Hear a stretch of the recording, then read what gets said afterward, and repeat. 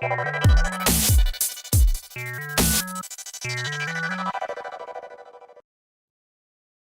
good evening, and good welcome to Xbox Tavern's X-Pod Tavern episode 140th. My name's Jamie, and this week we just got a fearsome twosome. I'm not quite sure of the phrase in there, but I've got MPV Graham. Come on in, MPV Graham. How are you? Good. Hello. I think it's gruesome twosome, but I mean gruesome twosome. I was trying to think of something frightening, and but yeah, fearsome twosome will do me. Halloween's long past now. Yeah, I know. Festive twosome. I was going to say, yeah, festive twosome. Boo, boo! Don't do festivities around here. Although one game we're going to talk about very shortly almost got me in the mood. Oh, now he's festive, yeah. Almost got me in the mood. Not quite, but almost. Anyway, how are you doing? We had a brief chat beforehand. Are you well? Enjoyed your weekend of gardening / wonderful activities? Yeah, some minor pleasantries. But yeah, not too bad. Relatively kind of childish ones. Had little mini turning on in the village. Oh yeah, happening in the village. In the village. In the village, lovely. Very nice. Very nice. Yeah. How about yourself? I have had a very relaxed weekend, thankfully. Got to see my daughter perform in a show yesterday in Aldershot Town Centre. And yeah, that's about it, really. Just chilled out, did a bit of housekeeping, housework. Lots of exciting. It was in a play because that just sounds dodgy, Joe. Yeah, well, she was singing some songs as part of a drama class that she does. But yeah, that was very good, very good. And then played a lot of video games, which we will get to very shortly when we on this Xbox Tavern, which we record each and every Sunday 8 p.m. Ish, single-ish, solo-ish, yeah. Nice. Yes, just the two of us this week. Yeah, everybody else has been availed one way or another. A lot of hair washing going on. Yeah, various issues, be it of the technical or physical nature. So yes, we're going to talk about all sorts of wonderful video games that we've been playing, some games news, things about the Game Awards. But for Graham, Ian very kindly reminded me last night not to do Guess the Game, so I didn't. And only you've turned up, so let's just give it a twosome, shall we, and see how we get on with this. Let's try and do this. So I'm going to whip out the Guess the Game. Guess the dot game. If anyone wants to play along. That's cool. Absolutely tiny. Can I make that bigger? At least he's listening in. Sorry, I just saw he just posted it.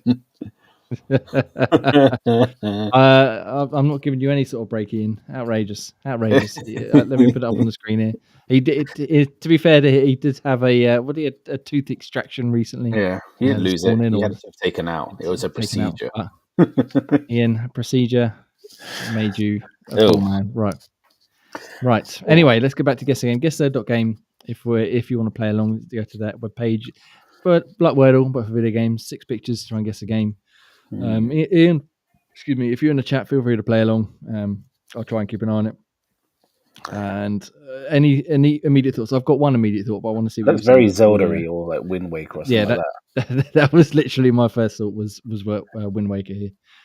So let me try and separate these windows up because I didn't set up my thing very well. Whoa, yeah, sorry. Look at the giant eye. But no, it's very Zelda-ish, and there's a boat and there's things going around. My initial guess would be that. Yes, not that I've ever played it. Wind Waker, not my favourite Zelda, but still a pretty good one, apart from a certain section in there. So let's go for that, since we both thought along the same mindset. Oh, not quite. That, and you've kind of super zoomed in now, Jay, so I can only see. Yeah, I know. Sorry, it's because I had to split the screen. I don't know if it. Why won't it let me move it up a bit? That's very annoying. All right, that'll have to do. I think you're not missing much there by the looks of it. So. Ian says too much water for Jay not to like it. Wind Waker. That's the key. You couldn't go underwater in Wind Waker, so it's fine. It's surface level only. If I'd had to dive down to get something, absolutely no chance. Right. Yeah. It's got. Yeah. That doesn't help. No, I mean, for some reason, I'm thinking, I don't know if you've ever played it, something along the lines of like Patapon or I can't think of the other one now. Nope. Loco Roco or something like that. But that's just a wild guess. I can. Well, I've got nothing. That really doesn't help. That makes it worse, if anything. So. Yeah. All right. Let me just try a Patapon then. Oh, sorry, Patapon, and see if that is any help. It was indeed Patapon. Well, that is that then. I was never going to get. I'm not quite sure where I pulled that one out from. Let's move on to picture number 3. No idea. That definitely wouldn't have helped anything. Number 4, somehow that would have made things worse, I feel like, because that sort of changes it completely. That's more Patapony. And then that one, if we hadn't got it by now, that definitely would have done the trick. It's like a PSP like rhythm game. Do you ever play Loco Roco? No. It's Spank them bottoms. but it's very, very similar. And it's as you can see, that's some rhythm-based RPG-esque type thing. Apparently, really good. I never played Patapon, but I never even heard of it. So well done. Mm-hmm. You flopped that out of nowhere. The only reason I really know of it is Greg Miller won't shut up about it, and I used to listen to him quite a lot, and that was one of his go-to games for. So thank you, Greg Miller. You've saved the day there for Guess the Games. If you want to go to guess.game, you can play along. There's 500 games to pick from now, and you can join our Discord down below where we play. Well, I play every day, and generally it's quite competitive. Graham, well, no, me. I should. All right, let me clarify. Me and you play every day. Occasionally, the others chip in. Good old Corey chips in most days as well, and Ian when he gets one right. Asking for a fight. Not yet. We can fight later. We'll meet around the bike sheds. Yeah, I don't fancy your chances. Nor do I. Anyway, let's move on, shall we, to this month's Project Game Pass game. This will be a very brief segment, I imagine, because I haven't played it this week because I finished it. Graham, have you played any more? Just so. A little bit. Then I was willfully interrupted. Oh, talking of Halloween. Oh, we got a surprise visitor. Who we got here? Ghost Door. Why are you crawling along the floor like a lunatic? Tell me your thoughts on Jasant while I see what she wants. To put it bluntly, cack. It's not improved. It's just not my bag. A climbing simulator is just not what I'm saying. I tell a lie. The art style is not so bad. It's giving me flashbacks of something else it reminds me of. I can't remember what it's called now. It was like on an island with a sort of a caveman sort of guy. Not dust, something like that. Dust, maybe. Something again like that. That's kind of art style. But yeah, the storyline and everything else is, for me, it's just a snooze fest. Do you not enjoying the climbing at all? Then you finding it still boring and yes, repetitive. It is repetitive, but I think like I said last week, what I enjoyed is it's simple, but it's for some reason I just enjoyed that sort of rhythmic sort of left right climb jump, all that sort of stuff. And I know Ross, he's not here obviously, but he was hinting at in our chat that he was coming round to the dark side, going to be on my side of things. Well, he likes power simulators, so I'm not surprised.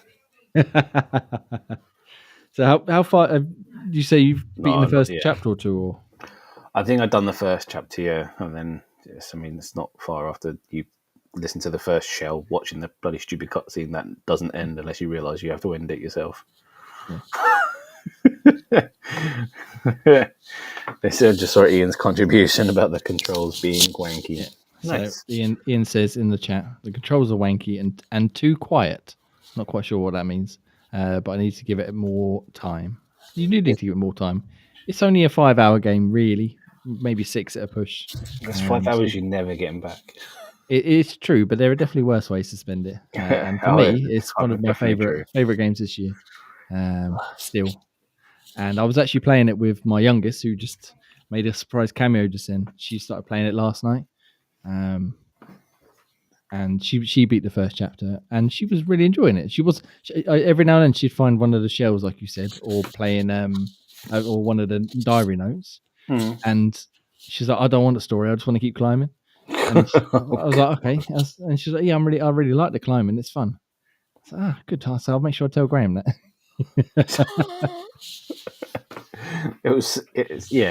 It's nice functionality for what is a sort of about 1% of a normal game. Oh, the climbing section, where you get from one place to another and then you get back on with the game. Yeah, the functionality of doing that bit, it's fine. But as an actual proper game, not a chance. Yeah, it's just one of them experiences that just, I don't know. It was just a pleasant experience, I thought, and something not challenging in the slightest, really, but just fun to sort of experience a few hours. But do you reckon you're going to carry on? I mean, we've still got a few weeks left of the month. Well, it's Game Pass game, isn't it? So I'm definitely going to play a bit more of it, but you can't make me enjoy it, but you can make me play it as part of this thing. As part of Project Game Pass, where we pick a game from Game Pass each and every month and we play it and we discuss it. And sometimes people like it, sometimes they don't, and sometimes they come around at the end. I've got a feeling this isn't going to be one of them ones for you. Yeah, I don't think you're going to get to the end of November. Drop us a blop on the Twitter to say, here you go, have a taste of this turd. Well, maybe next month we'll have something a bit more up your street. I don't know what we got in the docket at the minute, but get thinking. Maybe we could pick a game that would be more up your alley, as it were. And we'll go from there. But for now, we'll wait. Ian said he's clarified. Sorry, he said the atmosphere and surrounding are quiet. That's kind of the idea, though. It's a like a meditative sort of experience, isn't it? It's not all action. It's just nice climbing up, occasionally zip lining down, and then climbing up a bit more. And by the time you get to the end, it was a lovely little rounding out of that game. But anyway, let's move on. I won't make you talk about Jusant too much. We can talk far more about it next week when everybody else is back. Go check it out. Let us know in comments and stuff below, should you wish to, what you think of Jusant. We'll talk more about it with the others when they're back next week, hopefully. All right, Graham, let's move on from what you're not enjoying to what you are hopefully enjoying. What are you playing this week, or what have you been playing this week, I should say? Oh, well, I have been playing a bit more sort of Air Twister now that the review is up and everything. Just there was a bit more to it than I thought from the sort of the main copy of the kind of Space Area game. There's some side stuff that you can play as well, and unlockables. I didn't realize at first, but there's a little roguelite element to it as well, where you've got a little like a stat board where you can unlock different things to get more health when you play through, or lock on more targets, or there's a lot of custom like costume changes and different hairs, hats, hairstyles, makeup, etc. The makeup is the most pointless because you see the back of her head, but it is what it is. Does it have any impact on the game, or is it just to make it? The costume changes, no. There is a weapon change, which on that level you're seeing now with the loads of different clocks. There's a gun that if you hold it down, it sort of hits everything on the screen at once. Okay. And those clocks just kills them all in one. It was the easiest boss ever. But you can see that at the top you unlock stars by killing formations and bosses, etc. And those stars can be used to sort of unlock basically all those customizations, as well as sort of extra game modes and other different kind of things. It's just to get some extra replay value into it. And just to prove the point, as I was saying the last previous kind of episode, just the music in there, I can't remember what it's called now. I keep saying Fantasia, but it's not. It's like a Dutch band, but it just sounds very, very 80s and Queen-like. Yeah. And if you leave it on the main menu screen, it almost sounds like a rip-off of Bohemian Rhapsody. Because I even asked the show, I was like, what does that sound like? I was waiting for it to go, he's just a poor boy. So it's just that kind of track. So yeah, very sort of, it's not bad. It's all right if you're in, don't mind some Queen music. It's just caught me off guard, and some random itself. Just sounds like a long lost Queen album playing along with some backing vocals occasionally by George Michael. It's a very surreal experience at times. Yeah, I've been meaning to give it a go this week. I was having the chance of playing too many other things, but it sort of looks up my street. I like those sort of Panzer Dragoons, Space Harriers type things for a little blast. But your review's up now. I forget what you gave it, but I think I gave it 7.4. I think it was. So it was all right. Have a look. It was indeed 7.4 up on xboxtavern.com. You can go read your review.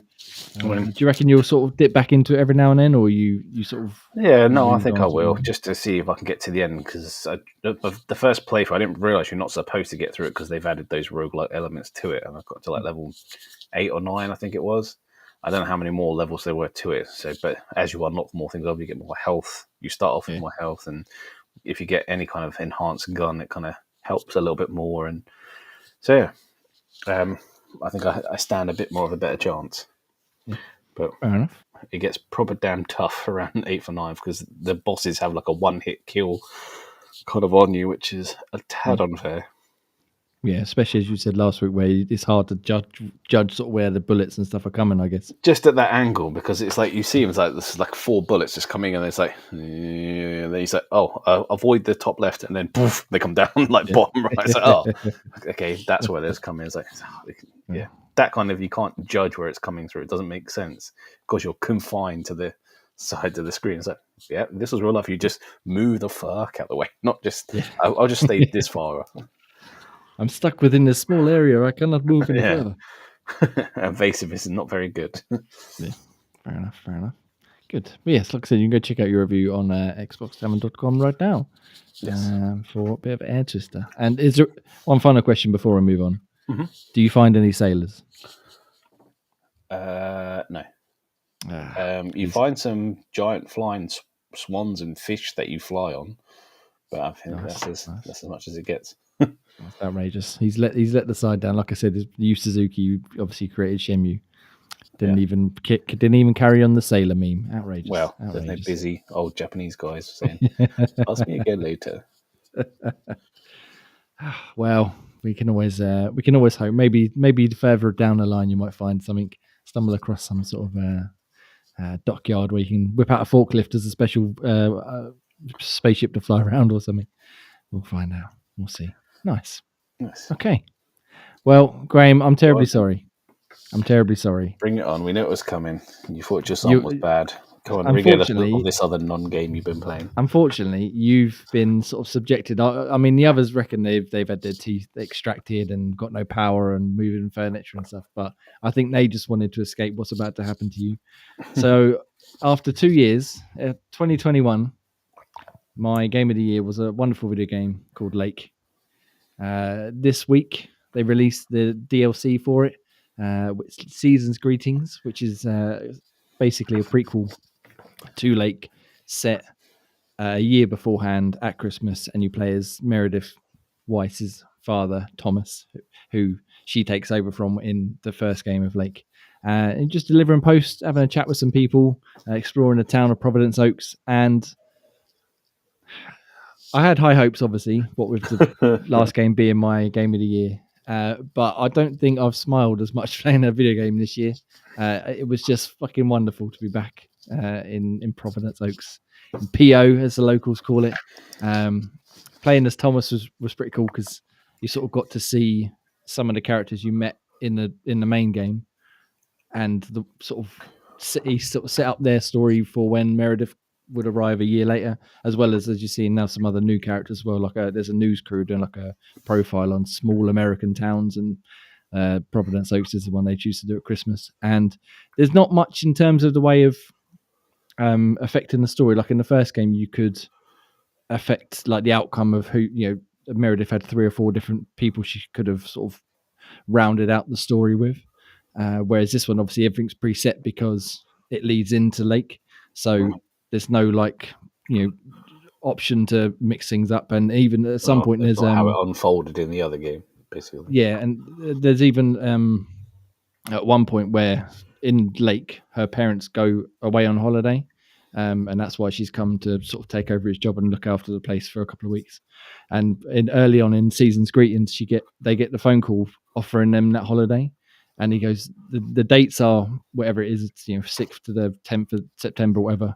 And these dates cannot be changed no matter what. And they're sort of like saying, like these are the dates because they've already happened, kind of thing in the last game.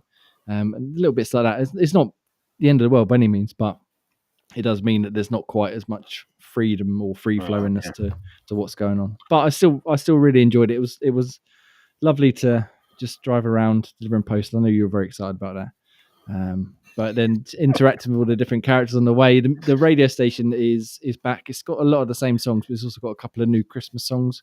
I don't know who they are or what the actual songs are, but a couple of them. One of them's about their drunk dad setting the Christmas tree on fire. And it caught me completely off guard for a game about everybody just chilling out and being nice and having a wonderful time. And then there's this dude like crooning about how his dad set the Christmas tree on fire and ruined it for everybody, which made me laugh. But yeah, people really, aren't nodding off. Yeah, it was really awesome. It has the same sort of bugs that Lake had. Like, it wasn't necessarily the most stable game. At one point, I got stuck in the scenery, couldn't escape, couldn't reload it because the autosave put me back in the same point. And the only way I managed to get out eventually was to get the character that was near me to walk close enough so I could talk to them, and then it sort of like transported me out. Otherwise, I would have had to start the whole game again, which wasn't ideal because I didn't have a recent save. And there's a couple of like little technical issues, but nothing that really sort of ruined it too much. To save frequently. Basically, yeah. If there's any advice I'll give you, manually save regularly. I told that to Special Guest Pete because he started playing it this morning, and I think he started it and then hit the credits in about 5 minutes because something went wrong. It just got that zip straight to the end of the game. So he's going to start that again and actually play the game, I think, at some point soon. But bugs aside, really, really enjoyable game. Very different to a lot of the other games we played this year. You know, like the big explosive action ones, the ones that you tend to favour more than Jusant and Lake. And more than Climbing Simulator and Postman Simulator, yeah. Exactly, yeah. But it's just a very nice, chilled, it's like a perfect game to sort of unwind with after a long day. I'm pretty sure I said the same thing about Lake, but it's just lovely. I can't think of any other word. It's just a very, very pleasant, very nice experience I think it took me like 6 hours to get through it. And it was lovely. I probably won't play it again for quite a while because, again, there's no like alternate endings. And to upset Ian, there's not even any achievements. It's literally just playing the game for the game's sake. I'm terribly sorry, Ian. I know you're probably screaming at your screen right now, but there's no new achievements. But yeah, really enjoyed it. You can buy, I think, a special edition which got Lake and the DLC included, or you can just get the DLC if you've already got the game. And yeah, I can't recommend it enough, really. Again, I'm not going to be everyone's cup of tea by any stretch of the imagination, but for what I wanted to get out of it, fucking spot on. But would it make sense to play the game that way round? I mean, you as it's a DLC, you have to buy Lake anyway to play it. Oh no, I know. But I mean, if you're going to play them, would it make sense to play it that way round? If you haven't played it already, I will probably play Season's Greeting first and then go into Lake because, as I said, like it sort of leads right into it. Basically, it sets it all up. But you can play it either way around, really, depending on your experience with it. But yeah, really, really enjoyed it. Very, it sort of lived up to my expectations, barring, like I said, the few technical hiccups and the lack of choice, as it were. Yeah, lovely. And I almost got excited about Christmas playing it because everything's sort of winter wonderland. It's all covered in snow. All the houses have got their Christmas decorations up. There's one scene with Thomas and his wife and some friends and have like a Christmas dinner. They've all got their Christmas jumpers on and exchanging presents and stuff. And then I turned, well, at one point, I think he was driving past a house and he went, "Is there any need for these excessive decorations?" And I clipped it and I'm going to send it to my dad when he puts all his up because if you know, you know. But he goes a bit excessive on his decorations. Nice. But yeah, really enjoyed it. Very highly recommended. And yeah, if you're into that sort of thing, go for it. And even if you're not, Graham, maybe we can make it Project Game Pass if it comes to Game Pass again. I'm sure you'd love that. Well, I probably love it more than just on, but it's not saying much. Yeah, I was going to say that's a pretty low bar to cross. But yeah, go check out my review. Should have gone live, I believe, earlier on. Did I say it too? Yes. It's up now. I gave it a 8.9. Whoa! Xbox didn't like it as much as the original then.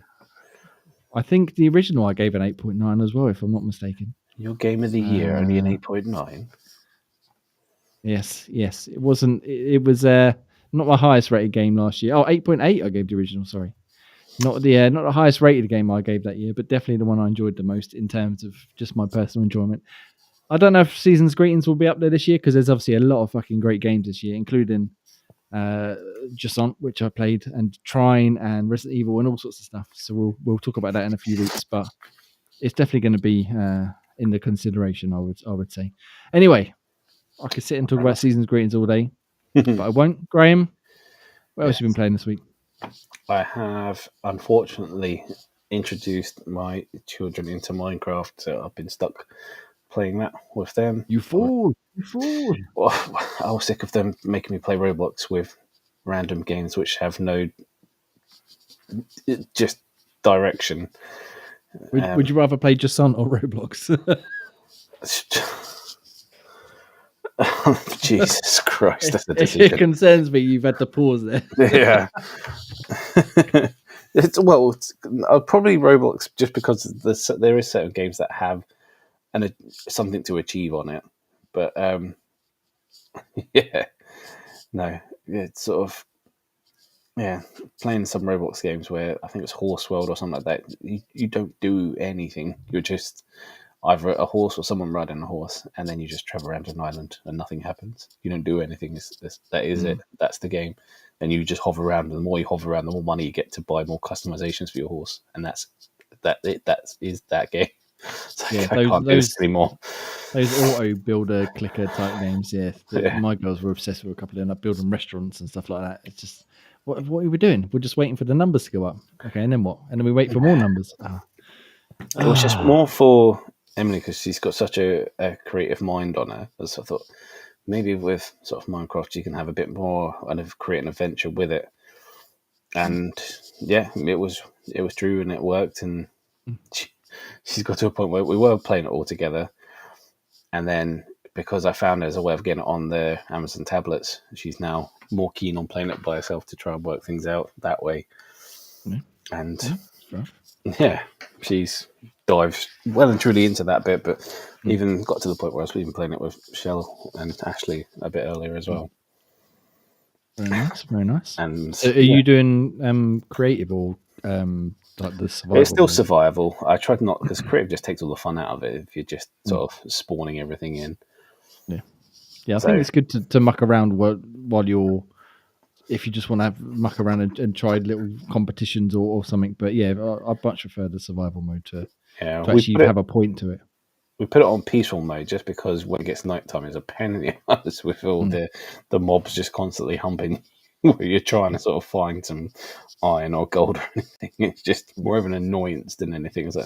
It's actually not fun. It's just annoying. Yeah, especially if you've got little ones you're trying to chaperone as well, and like trying to keep them alive and not have all their stuff be blown up by the fucking creepers and all that. Well, that got a bit more sinister anyway, because Ashley took a shy into mullering all the animals because she wanted to cook all the different foods. She's cooking cows and pigs and fish and ducks. So stop killing all the animals and cooking them. She kept going, does anyone want a steak? I think I need to come and play in her world. That sounds like a great experience. She kept asking literally every time, are you hungry now? I can cook something more. So stop killing the animals. Nice. She goes, no, this piggy's my pet. And then she punched it in the head and started running away. She goes, I didn't mean to hit you. Come back, piggy. So, yeah, I mean, it's always interesting to sort of get back into Minecraft. If you played it with those guys to show them the kind of ropes, I've forgotten how tedious it is to try and find things in a cave if you're trying to find the materials you need to progress. So the next big, like, gold and diamond are a bit hard to come by. Yeah, I've never really played it enough to get to the point where we're looking for stuff like that. Every time we've tried survival with the girls, they get bored after a couple of hours and they just go off. Either want to start a new world, we've got to start again, or they want to go into creative and just build random shit. Like I said, we did die in a little bit of creative, but then you could just like build super pickaxes and everything. And in creative mode, you don't even need a special pickaxe because everything just one hit blows up anyway. There's literally no point to this now. Yeah, they like to use it to, like I said, like do like building competitions between themselves or build like roller coaster, like park or something silly stuff that would take fucking if you do months it like that way, to- that's how it should be done. If you're going to do creative, not to Yeah. explore. If you're doing exploring, it kind of takes all the fun out of it. Yeah, definitely. So, are you finding you want to jump in even on your own, or are you just playing with them? No, just to play with them, not on my own. Fair enough. Yeah, maybe that could be a Project Game Pass game one day. See how long we can all survive in Minecraft. See if we can get to the end. No cheating, no hacking, just pure up survival mode. Yeah, that'll take some Extreme time to find all monsters. the materials you need just to get the stuff you need to build the portal into the other world and get from there. I think that's, I mean, long time ago, that's still my previous year was in 2014. That's when I last actually tried to fight the Ender Dragon and got humped, and I don't think I've ever tried it again since. I can't even remember how to even get to it. Yeah, I've never even been there, never seen it, but yeah, that'd be interesting. But then we can't even get ourselves together for a fucking 2-hour game of Payday, so let alone spending weeks getting to the end of Minecraft. But yeah, well, I'm glad you're enjoying it. I'm glad the kids are getting into something a bit more exciting than Roblox.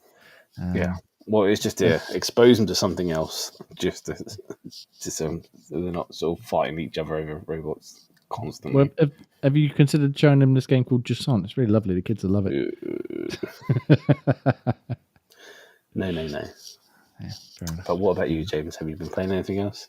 Oh, I've been playing loads this week, Raymond. Don't you worry. I've got plenty to talk about, but we won't spend too long on it because otherwise, there's only two of us. Yeah, we don't be too damn long. The other DLC I've been playing this week, played Lake Season's Greetings and Resident Evil Separate Ways. Resident Evil 4 Separate Ways. Playing as Ada Wong. It's like a short. It took me 5.5 hours, I think, to beat it. It was originally part of the PS2 release onwards. It wasn't released on the GameCube, so I don't know if I ever actually played it through originally. I definitely played some of it, but I don't think I played the whole thing.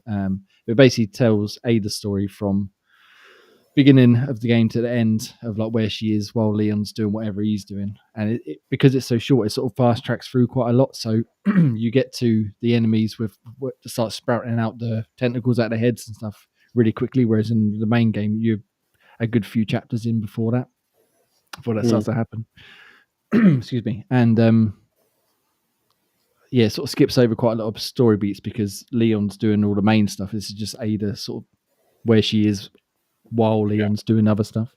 But yeah, I really enjoyed it. The combat's still awesome. Ada's got like a grapple gun, which you can use to get over like otherwise untraversable areas, but she can also use it in combat. So if you stun an enemy, as Leon, you've got to run up to him and then you can press A to kick him or stab him with a knife. Whereas with Ada, you can stun him from across the room and then press A and she'll like grapple onto him and zip line over to him and then kick him or stab him from there.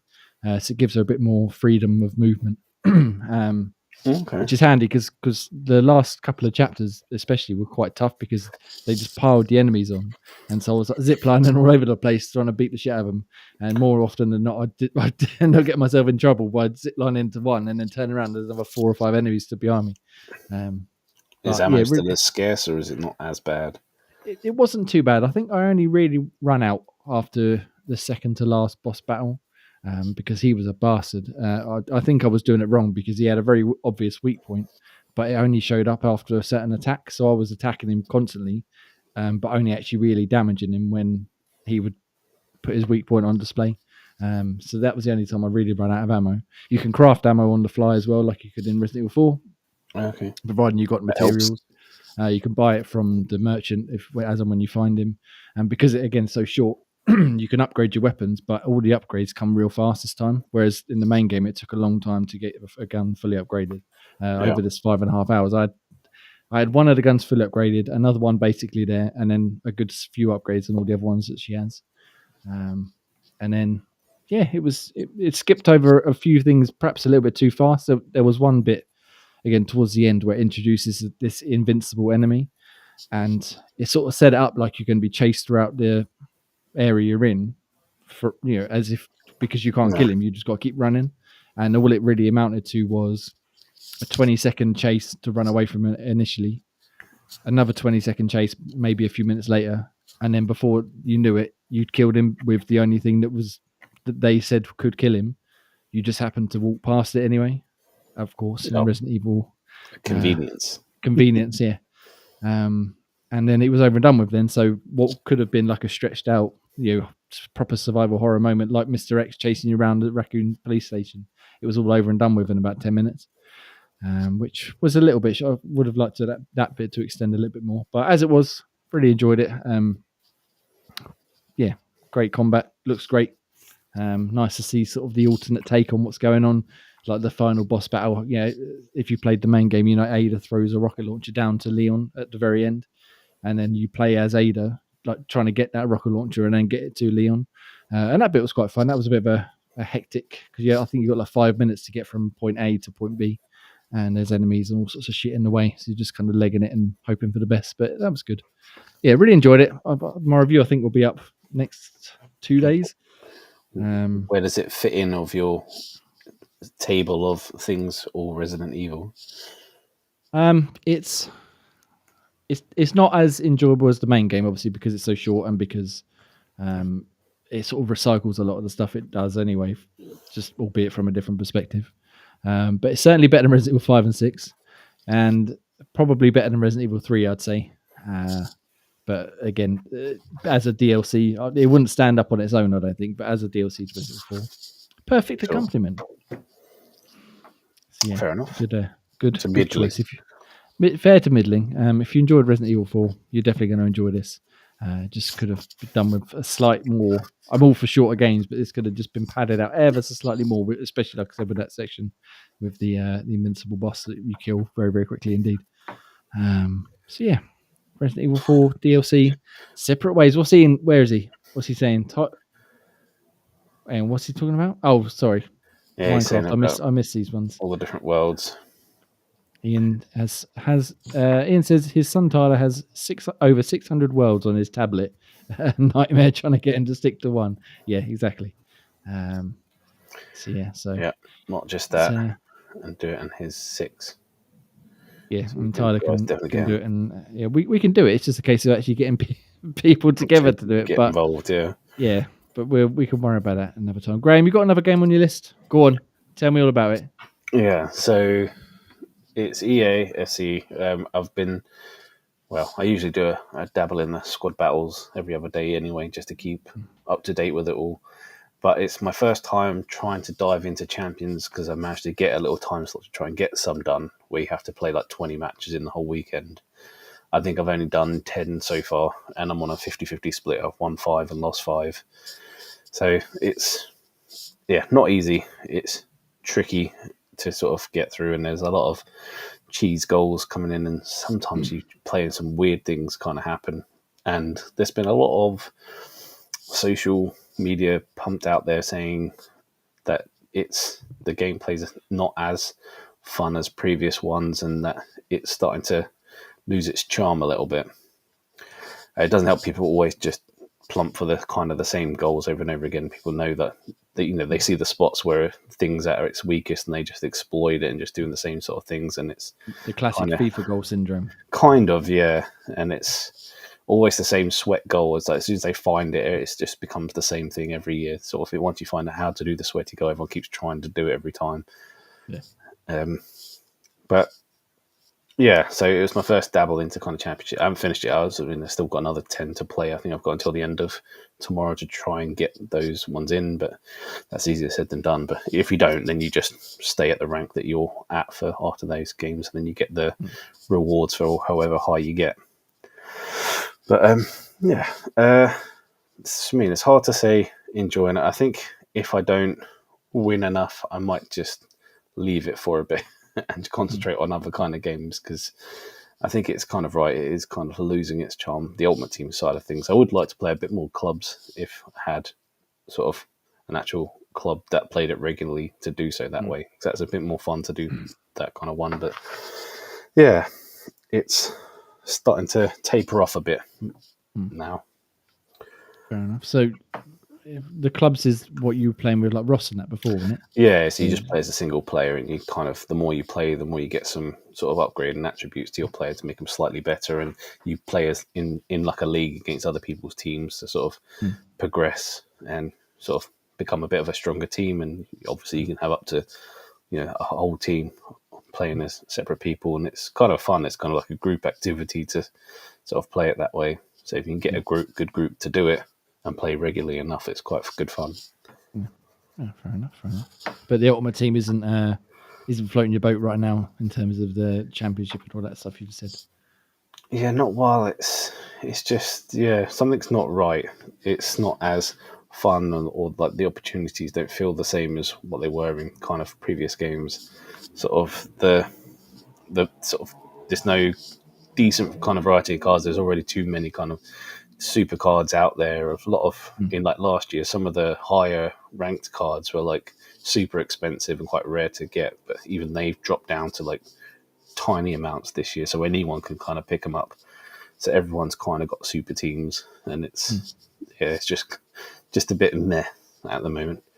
It might change as more kind of things like the same as Fortnite. They kind of bring out different initiatives and different teams, and sometimes they sort of do patch fixes to sort of mix things up. But yeah, it just seems like it's in dire need of a massive patch fix to try and fix the sort of underlying boring flow that's happening. Well, fingers crossed they pull it out. They sort of get it a bit more fun for you. I'm sure they will. They're not going to just abandon it, I imagine, because they need to before the competition starts piling in. Like I said, there's another free-to-play. I could have mentioned this like a couple of pods ago that there was a new game called UCL, I think, or UFL.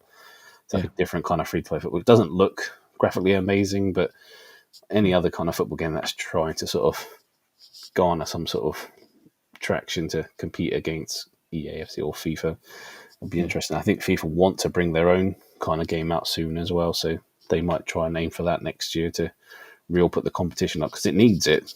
Whilst there is no competition, you're going to keep dealing with dirge until someone kind of puts their back against the wall and forces them to come up with newer ideas. Yeah, that's what I think, like you said, someone will kick up the arse, because at the minute they're very comfortable. But if you have someone to sort of come and rock the boat a little bit, maybe it needs it. Like I said, with the only one out there in eFootball sucking the big one. I mean, that's literally someone just drowning and just barely treading water. How that's even managed to go for another year is a surprise. It's only because it's free that people are even considering playing it.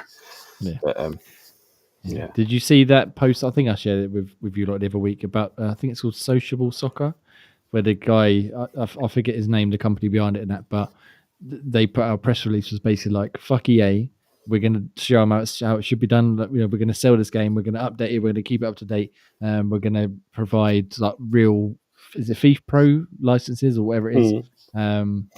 And we're going to do it without any microtransactions, without any nonsense that they keep adding in. It's all gone very quiet, but I think it's coming out relatively soon. But again, it's more of an arcadey style football game, I think, rather than a sort of simulation as FIFA likes or EAFC likes to. Well, if it is, now's the time to try strike while sort of they're starting to taper off. Now's the time for someone to strike. Yeah, so we'll see. Maybe we'll get some healthy competition. Maybe they'll bring Pez back to his former glory, or maybe we'll all be playing FIFA Blitz 2023 or something. 3-on-3 arcade. Too far wrong. I mean, those games do have some sort of attraction to them, like the old FIFA Street ones. I mean, the people do have fond memories of those kind of ones. So it wouldn't surprise me if an arcadey one did kind of steal there. But I mean, we're about, I know, a one minor more test of desperation away from seeing celebrities sort of making an appearance in Ultimate Team. Suddenly you're seeing The Rock playing as a centre forward for someone. I was going to say about getting like Deadpool and fucking Miss Captain Marvel or something in there. Say going down the Fortnite route. Suddenly you got fucking Chris Rock in the middle of the field. Yeah, I mean, don't give them ideas, Gray. Don't give them ideas. You know, they've probably already considered. You can say that's their emergency nuke button, just in case. If all goes to shit, we can whip in some celebrities in there. Get fucking Kratos running the midfield against Master Chief and Lara Croft and all that sort of nonsense. But you tell they get super upset of it. I think Margaret Thatcher is a super sort of acrobatic finisher. Yeah, well, I mean, if anyone's going to pull out Margaret Thatcher, I'm sure it would be at EA. But let's move on from there, shall we? I've got one more game I want to talk to you about very quickly, which is a shame that Ian's not here. Ian, because he was the one who reviewed this for us. It's a game called Teardown. Graham, did you get a chance to play Teardown? No, get a chance to dabble into it. It was definitely on my list of things to give it a shot. I know you said it looks pretty good and plays pretty good. It's a lot of fun. So it's a first-person voxel physics-based like destruction game, basically. And the whole idea of it, the whole sort of selling point of it, is that everything in the world, to a point, is destructible. So it's sort of like a heist game. So each mission you've got to get in and get something out from somewhere in the level and get it out again within a certain time limit or without setting any alarms off or stuff.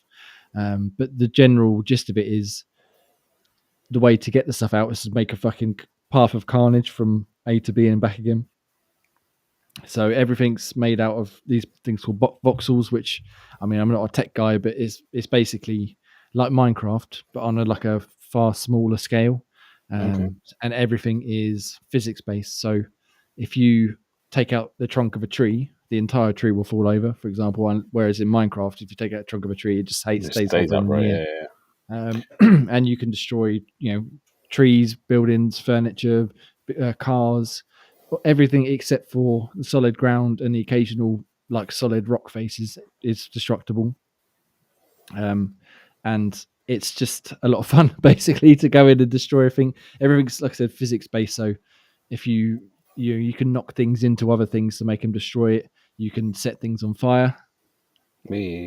Bonus points for me.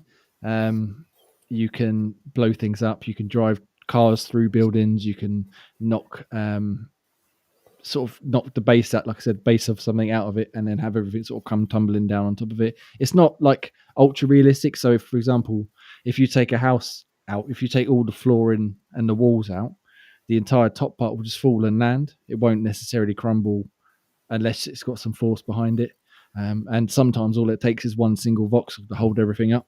So I was knocking this house down, and all there was a single pane of glass. It was holding this entire fucking house up. So as I knocked that out, everything just came crashing down.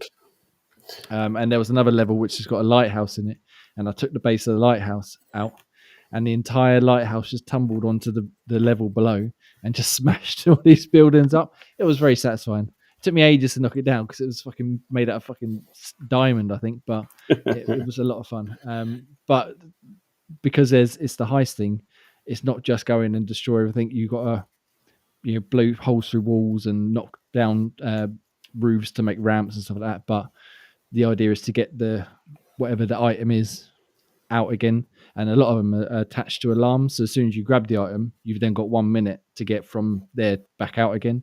And most of the time, there's 3 or 4 items all scattered around. So it's about like pre-planning. You can set yourself a route. You can mark your route with spray paint, so you can sort of plan a route that you're going to follow. And in one of the missions, there was an item on a boat on one side, and I needed to get out on the other side where the other stuff was. So I just stole the boat and managed to push it all the way across to where I needed to exit, and then made it much easier. So I didn't have to go all the way around the level. I needed to worry about traversing half of it. And it's just, it's a lot of pre-planning. And then once you set it in motion, then it's like a speed run to try and exit it. And it can be quite tough, especially because to get the optional objectives in a lot of the levels, it can be quite hard to finish them all. But it's a lot of fun trying to figure it out. And the only foible for me is, as we said, I like to set everything on fire. But chances are, most missions, if you set the fire alarm off by setting too many things on fire, then the countdown begins. So you have to be very tactical with setting stuff on fire. You've got an extinguisher, you can put it out. But that doesn't satisfy me. I need to burn everything down. So normally before I start the timer kicking off, I just set as many things on fire as I can and then start my run to try and finish the level. But yeah, it's a lot of fun. There's I think there's 40 main missions. There's some side missions included. And in the Xbox release, there's also, I think it's 2 DLC packs which they've created, which are like whole new scenario campaigns. One set in the past and one set. I can't remember now, but I haven't played that one. I've only played the one in the past a little bit. We got a whole new different set of weapons. You can add mods, which they've included. So one of the mods I've activated is like a hook shotgun. So it's got a grappling hook on it. And the shotgun itself is like fucking ultra powerful. It just rips through everything. So you can turn that on if you want, and it just makes things so much easier to destroy stuff. Should you wish, you don't have to use it. And there's other mods, like I think Ian said him and his son put on like a jetpack and a rocket launcher and stuff like that. Again, just to make it easier. There's no penalty for using them. You can just add them, and there's a creative mode as well where you can create your own levels.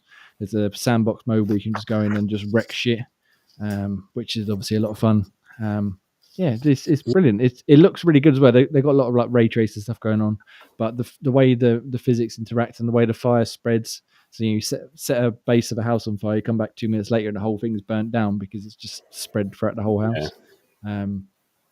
It's really, really impressive. Technologically, very impressive. And actually surprised me how much fun it was to try and do the missions and stuff. I think I'm about halfway through the campaign at the minute. It's a lot of fun.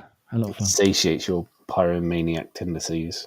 It very much does until the alarm goes off. But as I said, if you time it right, it doesn't matter. You can set as much as you want on fire. But yeah, I'd highly recommend it. I would have liked to see multiplayer, but because there's so much stuff going on in the city, it would be like really, really hard to get it to work, I imagine.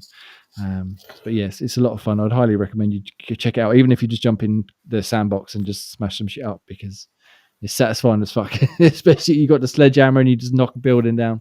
Perfect. Best way to wind down after a game, after a day of hard work outside of playing Jusant or Lake. Definitely more of a game, I think, up your street. I would highly recommend it. I'm sure Ian will talk more about it next week when he's back. But yeah, like I said, his review's up there now. You can go check that bad boy out on xboxtavern.com. I think that's about it for this week. I'm pretty sure I played a few other games, but some of them I cannot say, and some of them redacted. So we'll move on. Have you got anything else you've been playing, or should we move on to rounding off of this part? No, not that. Obviously, I wanted to play a bit more Yakuza, but I just haven't had a chance to get a proper taste on that. That's fair enough. I did play that when the kiddies are around. Yeah, not really a family-friendly game where you can just pop it on with the little ones. Watch this. Watch me kick this man's skull in. Yeah, the occasional gore and grim and death and the occasional swear word definitely, obviously. Like, thankfully, it's not in English, so that helps. Gets away with it. But then they start learning Japanese or whatever, and you know it, get themselves in all sorts of trouble. Fair enough. All right, well, let's do some pluggals then, shall we? Ross isn't here, so I'm going to fill in very quickly. Whip my way through them real quick if I can. We've got patreon.com/Xbox Tavern. You can go there, support us, give us a couple of quid or whatever you would like. That would be lovely. You can scan the QR code on screen now. We've got some After Dark episodes up there, which we try and do each and every week. I don't think we're going to hit one this week, but where we talk about various other things, not Xbox necessarily related, including wrestling, Guess a Game, not Guess a Game, GeoGuessr, and all sorts of various bits in between. You can go to xboxtavern.com to find our reviews and other articles we put up there occasionally. Again, scan the QR code on the screen should you wish. That'd be lovely. You can go to Twitter or X or whatever you like at Xbox Tavern, Facebook, Xbox Tavern, TikTok, all that wonderful social stuff that the kids, I understand, enjoy these days. I'm too old for any of that nonsense. You can find us on Discord. Links down there where you can join in the Guess a Game or join in various video game chatter. We occasionally get on there. You can head over to your podcast service of choice, Apple Podcasts, Spotify Podcasts, blah, blah, blah. Rate, review, 5 stars, all that goodness. You can get it wherever you listen to podcasts, or you can find us on youtube.com/XboxTavernOfficial, which is where we are right now, in which we record this podcast each and every Sunday at 8 p.m. Solo-ish. Nice. Thank you very much for solo-ish. And then finally, a couple of quick cheap plugs. You can go to insertcoinclothing.com for 10% off your orders. Use XBTIC23. That's XBTIC23 for 10% off your orders at insertcoinclothing.com. And wardrobe powered by Insert Coin Clothing most of the time. So you go check that bad boy out. Scan the QR code or go to insertcoinclothing.com and use XBTIC23 for your 10% off your orders. And you've also I've got a nifty little catchphrase for this one. But if you want to scan the QR code on the screen now, we've got a CD Keys affiliate link where you can go and purchase your CD Keys keys.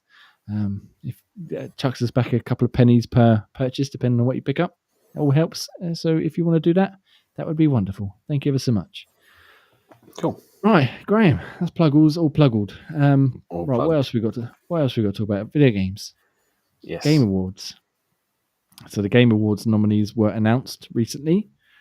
We talked about our sort of thoughts and predictions last week, but now they have officially been unveiled. And we've got, I'm not going to go through all of them because we'll be here for a fucking month of Sundays. The Game Awards are on the 7th of December, I believe. But I mainly wanted to talk about the sort of the big bad boy, the Game of the Year category. Yep. So, in the Game of the Year category, we have Alan Wake 2, Baldur's Gate 3, Spider-Man 2, Resident Evil 4, Super Mario Bros. Wonder, and Legend of Zelda Tears of the Kingdom. You'll notice there's a distinct lack of a certain consoles games and perhaps a certain big game you might have expected to get the nod. Yeah. I know it didn't quite hit the mark, but I mean, Redfall really should have. No, not Redfall.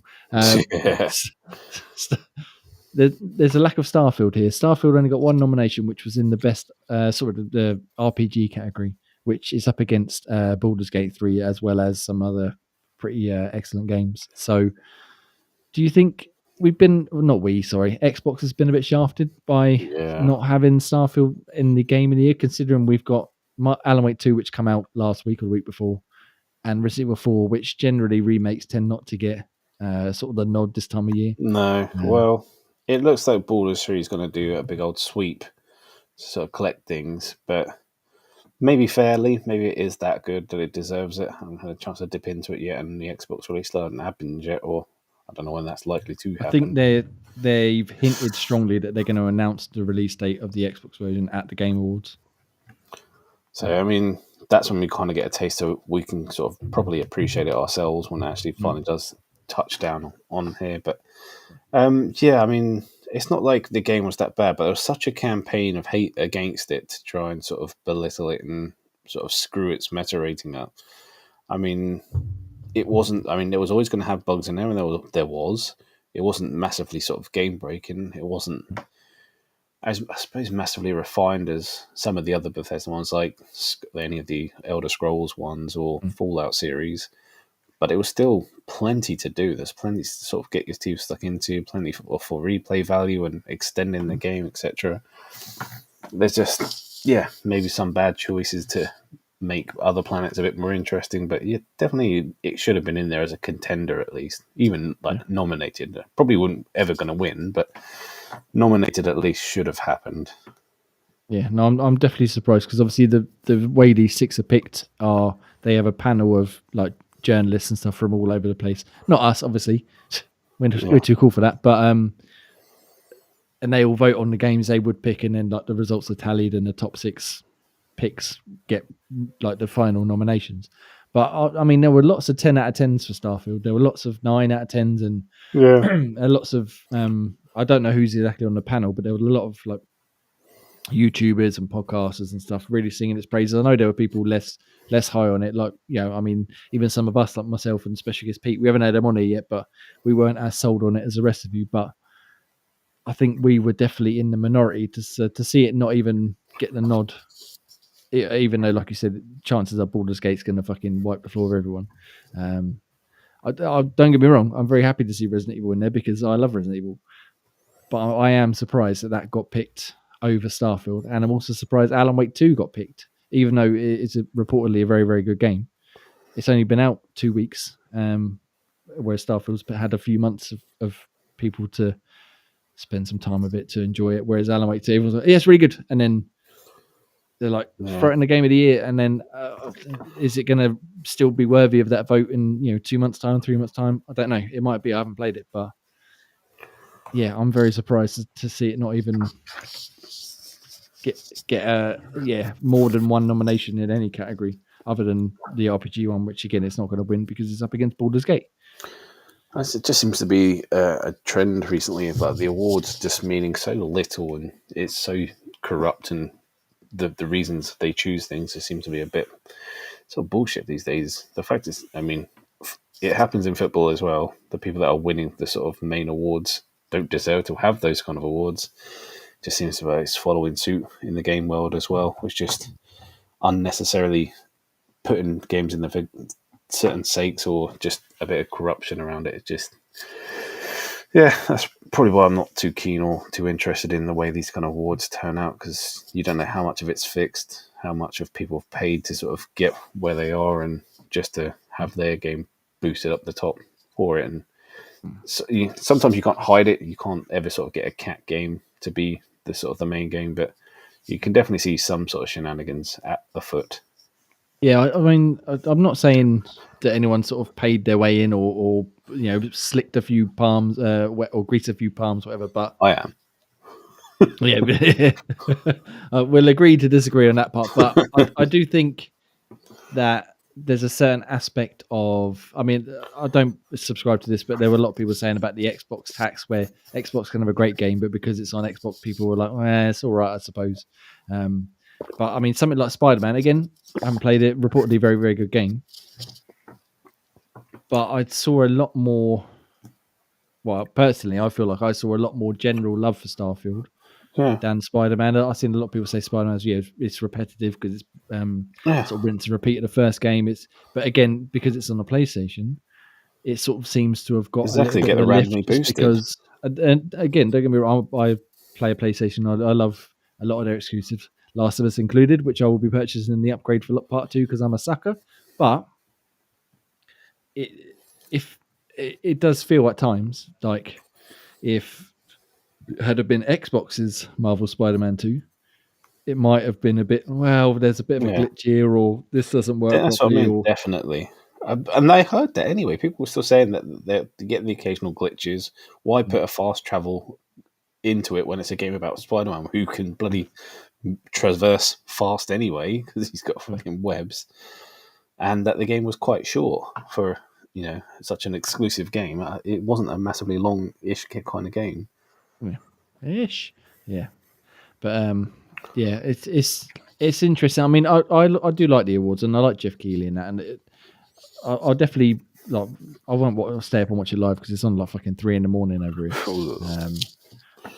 But I definitely would like to check it out just to sort of see the pomp and circumstances were. But yeah, in terms of the actual giving out of the awards, I'm not. I like the trailers. I like the reveals and stuff. I'm not really bothered about who wins what, because as you said, it's more of a popular.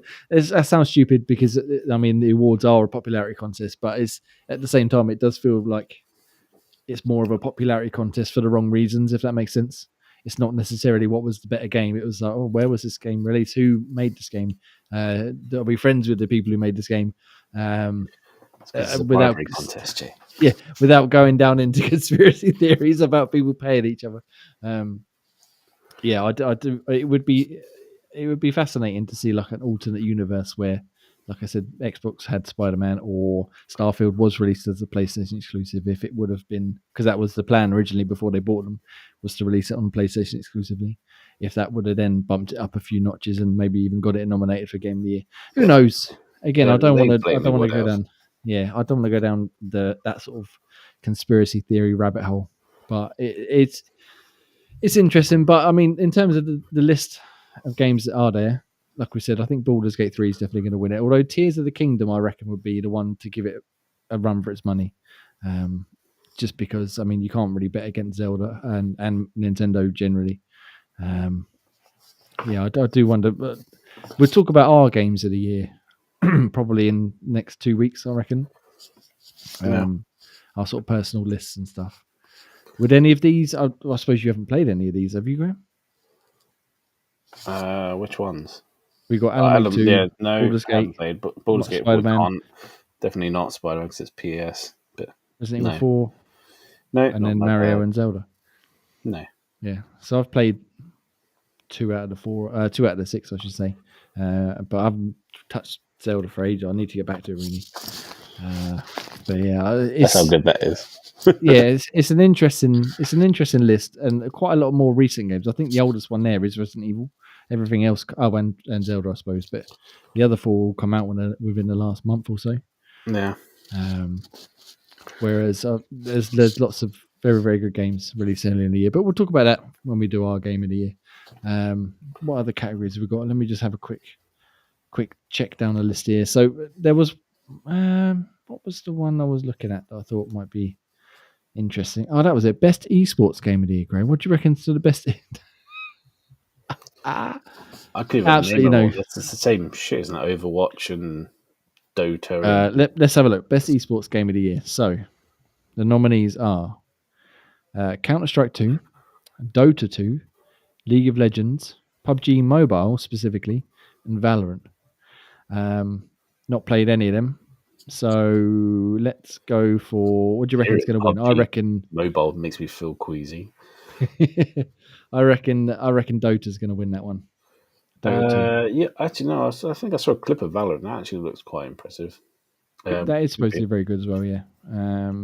All right, we'll check back I'll in say when PUBG Mobile just because it's making my hair stand on end. Just thinking it on your phone, buddy. You could start it now, and I still wouldn't have loaded all the assets into it. I think my phone might literally explode if I tried to load anything like that on it. PUBG Mobile, Christy. Yes. But yeah, so there's lots of categories. You can vote yourself now. Again, it's weighted far more in the way of the media and stuff that vote on it, but the public can vote as well. I've cast my votes for most of the categories. I skipped over all 6 esports things. Oh, sorry. 5 esports and 1 content creator of the year because I didn't know literally any person in any of them. Yes, you did. All right, I'll tell you what. Let's have a look at the content creator of the year, shall we? Because if you know any of these, if there's any FIFA ones, FIFA ones. Wait, no, sorry, I lie. I've misled you. I'm terribly sorry. I did actually vote for someone in the content creator of the year because the only one I knew, and they actually. Oh, you know Jake Paul and that too. I know him. He's a cunt. Anyway, we've got Iron Mouse, People Make Games, no. Quackity. Nope. I don't know if that's how they say it. Spreen and I can't even if I can pronounce that. Spheric. No. Let me share my screen quickly, and then you can have a look at their faces because, I mean, I don't know any of these fucking people apart from again People Make Games because they make really good documentaries. Do you know any of them? No. All right, okay, I'll let you off. People Make Games are the ones that I vote for just because, again, they make great documentaries about. They made one like deep diving into Roblox and the shady system they have, and what was the other one I watched? It was earlier this year. I forget now, but they got really good sort of investigative documentaries they make. And then we've got fair enough. Best This would be up your street, wouldn't it? I didn't even sure what I said. Oh no, not that one again. That's not the one I picked. Concept creator again. Did that say stealth? There you go. Best esports coach, Gray. Oh no, don't go back to what's going. Oh, it's fucking broken, isn't it? All right, whatever. Esports coach. Best esports coach. Pick your favorite. If it wants to load this time, here we go. So we've got. I'm not going to read them out because I can't even pronounce half of them names. Right. But do you recognise any of? No. What? Why? Why would I recognise any of these people? I know you're a big esports watcher, really. Wow.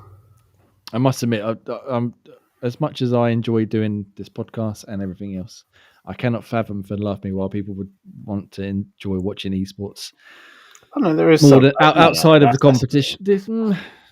I suppose the competition aspect is pretty good, but every time I've tried to watch something, I just cannot. It's just nonsense. They're just waffling, and I have no idea what's going on. And I turn it off. But it's a big industry. You have to be into the games for it to make any sense. You'll get any interest in it. It would definitely help. But even like the Rainbow Six ones I've tried watching, and they're so like obviously well into it. I haven't even like loaded in yet, and I would have been dead because I have no idea what the fuck you're doing. Like they're very, very very good players, but yeah, not for me. Not my cup of tea. That's why there is an interest to it, to seeing how the highest level kind of play, to see you can kind of pit yourself to see where you think you are in that bit. You think, okay, I'm well off the fucking ball.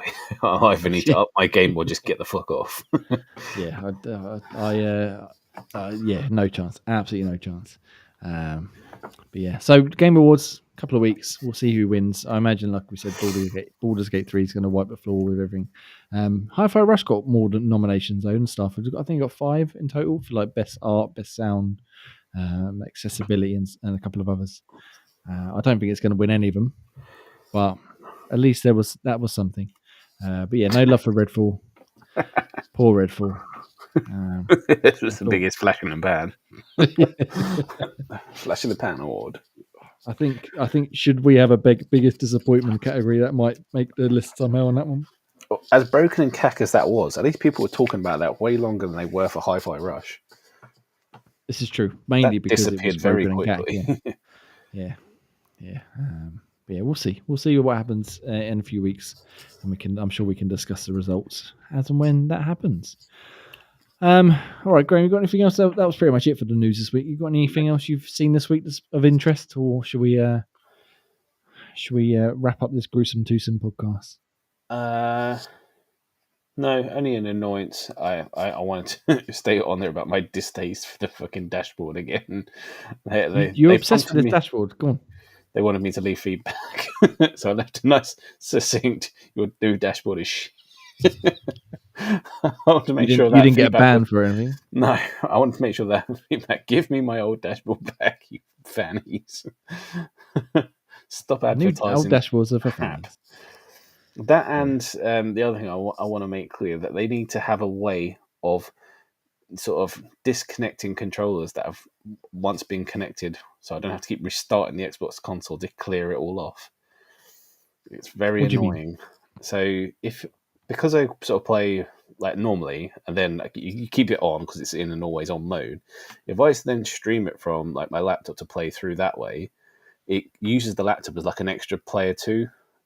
And then if I sort of shut it down, come back the next day, I play that again, and then suddenly my controller's number 3 when I'm playing it in a game. It's like, why has it done this? Why can't it just disconnect the controller once it's disconnected? Why does it have to keep it there? And it was more prominent when playing Minecraft, when trying to sort of add 4 people in there, and it kept going apeshit because the controller was already connected once before, and it joins it up as like the number that it was connected to. And you try and join as player 2, connect. And it goes, oh no, you're player 3. Try and connect again. It connects for a second time, and it's just a mess. And the only way to clear it is to restart the console to sort of start from scratch. It's almost like they need a cleaner way of just wiping out all connected controllers so you can just start afresh. That's an interesting. It's not something. Well, I mean, I have run across a similar sort of thing in Minecraft, but I assumed it was because I was doing something wrong. Maybe it wasn't. Maybe it's what you're describing, because they say you press start to join in, and then you end up controlling the wrong screen and I didn't really understand. Again, I restarted the console, fixed it, but yeah, I haven't played Minecraft like that for a long time because we're lucky enough to have our own consoles pretty much now. So, but we're so used to games where it sort of once a controller dies, for example, you go, I'll just plug in another one, and that reconnects us to because it's cabled. But wireless mode, they're like it can't work that same way. But almost like you need it to. I'm playing this one now. Connect this one back into that second slot. It's player 2. Let it connect to the profile that's on player 2. Reconnect to the profile if you bloody have to, but just put it back into the number 2 slot. So annoying. So if you play like a game like FIFA, then if the player 2 sort of battery died and you go, I'll just grab another controller. He can't join us 2. He has to join us 3 and be a different color to join in because 2's already taken up as the right. Okay. On the system. Yeah. Is that kind of annoyance? Yeah. Okay, yeah. Well, you can never clear it unless you restart it, and it's sort of Microsoft, they need a way of flushing that out. Get your fucking dashboard in the bin, get your controller assignment in the bin, and fucking sort it out with it. You got a few quid lying around. I'm sure you can pay someone. Pay Graham. Get him to come and have a look. Get your advertisement in the bin as well. Stick fucking Call of Duty on my splash screen. Fannies. But don't you want to play Modern Warfare 3? It's the greatest Modern Warfare you've ever seen. No, I'd rather play Jason, actually. Damn right you would. I think you should go and play it right now. If it was that a Call of Duty, I think I might be swayed. Nice. All right. Well, I don't have anything to moan about, I'm afraid. So we'll move on to the rounding off of the show, I suppose. Thank you very much. You can find. Oh wait, I'll tell you what. Let's bring you back in. Let's cheer you up before I read the reviews. Graham, what? What's your best pool this week? I haven't got a sort of half decent pool, I guess. Most of them are just kind of unlockables, the ones I've used this time. Oh, no, tell a lie. I got a Team of the Week, Ter Stegen, the goalie. I already had Ter Stegen as my goalie anyway, but a Team of the Week one nudged him up about 1 or 2 overall, so he's a slightly better version of the goalie. But not that it helps, because in this game the goalies are a bit cack.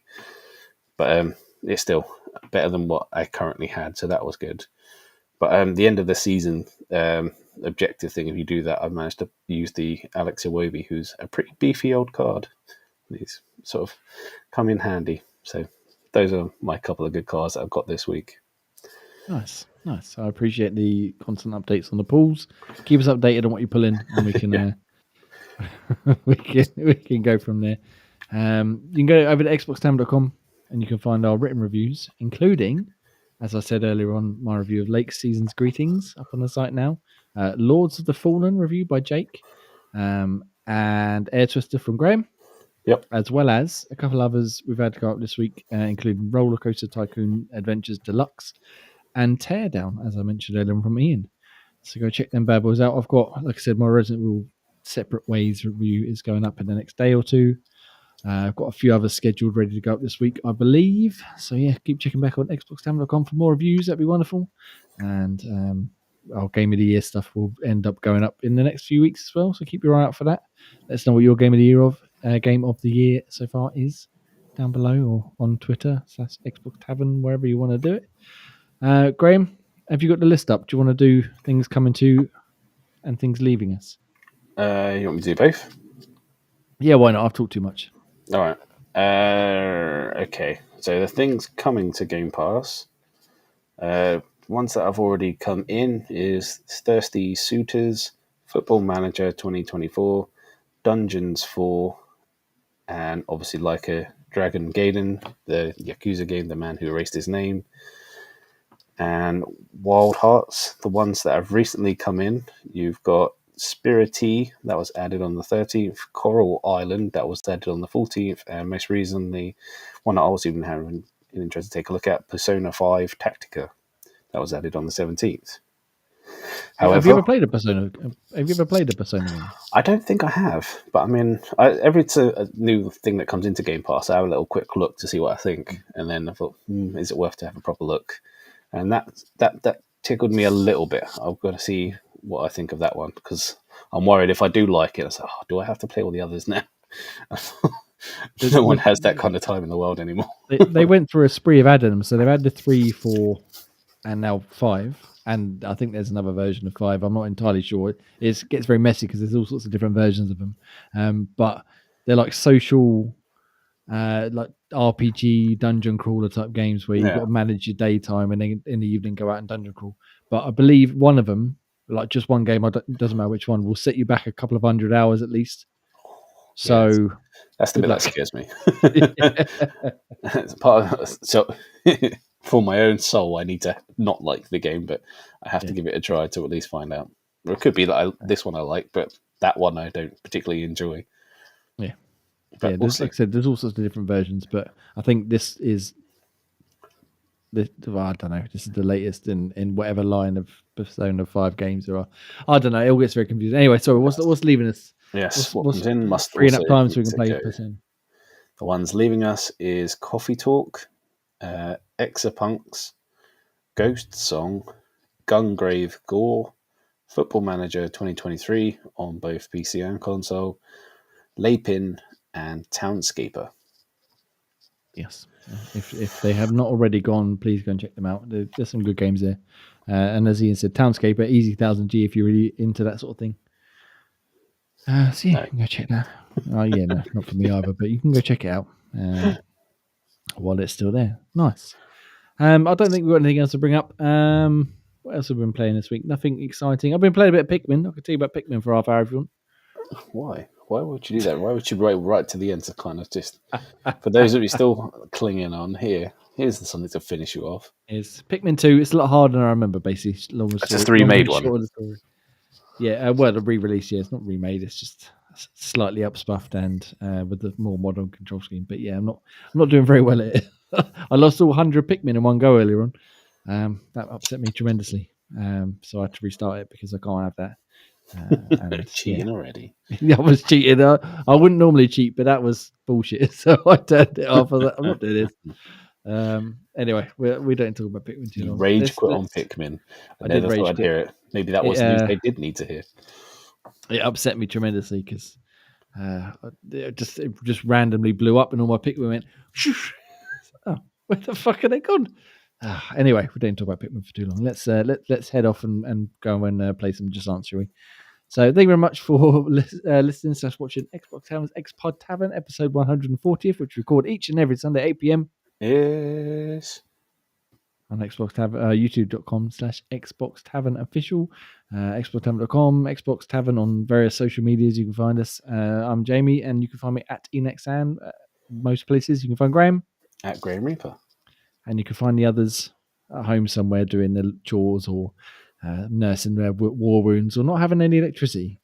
So thank you very much. We will see you again next week, and have a wonderful week and wonderful weekend. And anything you want to finish us off? Good farewell. Right. Good farewell. Go play some PUBG on mobile. Get it started now. It might be ready by tomorrow. That does sound like a great way to end the weekend. But yeah, we'll go from there. Right. Goodbye, everyone. Farewell.